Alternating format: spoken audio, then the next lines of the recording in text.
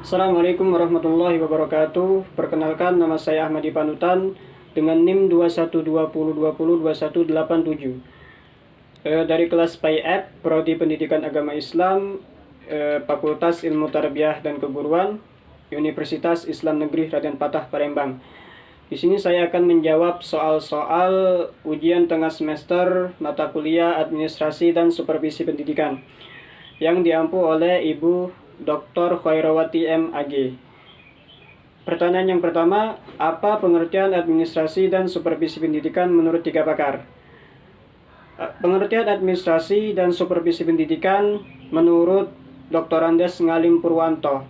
Beliau berpendapat bahwa administrasi dan supervisi pendidikan merupakan suatu proses menggabungkan atau mengintegritaskan proses pendidikan secara personal, spiritual, hingga materi.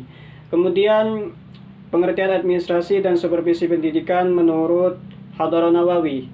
Beliau berpendapat bahwa administrasi pendidikan merupakan rangkaian kegiatan yang bersama-sama mencapai tujuan pendidikan agar tercipta pendidikan yang sistematis. Kemudian, lain halnya dengan pendapat dari Somantri dan Dasuki. Mereka berpendapat bahwa administrasi pendidikan dan unsur-unsurnya merupakan upaya mempraktekkan kaidah-kaidah administrasi yang ada di bidang pendidikan. Kemudian pertanyaan yang kedua, apa saja ruang lingkup administrasi pendidikan? Ruang lingkup administrasi pendidikan dapat dibagi menjadi 4 bagian. Yang pertama, administrasi materi. Mencangkup administrasi berupa benda-benda atau materi seperti sekolah, administrasi keuangan, dan peralatan pendidikan. Kemudian administrasi personel mencangkup tenaga kerja pendidik, pegawai, serta peserta didik itu sendiri. Kemudian administrasi kurikulum mencangkup kurikulum pembelajaran dan tata cara proses dalam belajar mengajar. Kemudian pertanyaan yang ketiga yaitu apa saja fungsi-fungsi administrasi pendidikan. Mengenai fungsi-fungsi administrasi pendidikan ini di dalam bukunya Principle of Management, George Terry merumuskan fungsi-fungsi administrasi pendidikan meliputi yaitu yang pertama perencanaan atau planning, kemudian pengorganisasian, kemudian tindakan dan pengawasan.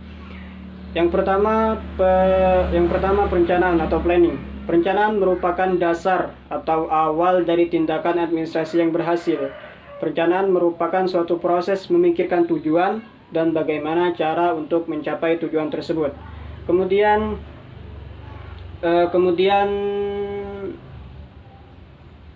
fungsi pengorganisasian. Kelestarian suatu organisasi akan terjamin apabila di dalam organisasi tersebut dijalankan secara efektif dan efisien.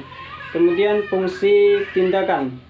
Seorang pemimpin atau seorang manajer yang dengan kemampuannya menggerakkan tenaga pendidik atau kependidikan atau organisasi yang bergerak di bidang pendidikan. Para manajer melalui perintahnya mengarahkan para pekerja atau pendidik untuk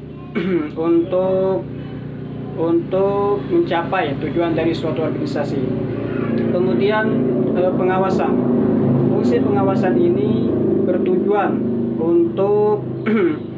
untuk selalu mengawasi para pekerja atau pendidik supaya dapat mencapai tujuan dan tetap di dalam aturan suatu organisasi atau suatu sekolah.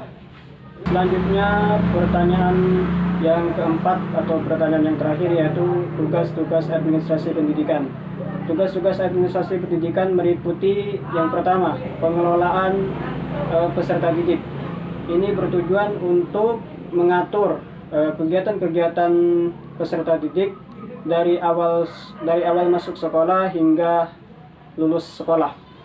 Kemudian pengelolaan pendidik dan tenaga kerja kependidikan. Ini untuk mengatur kelayakan seorang guru atau seorang pendidik kemudian untuk penilaian pekerjaan, kemudian pengelolaan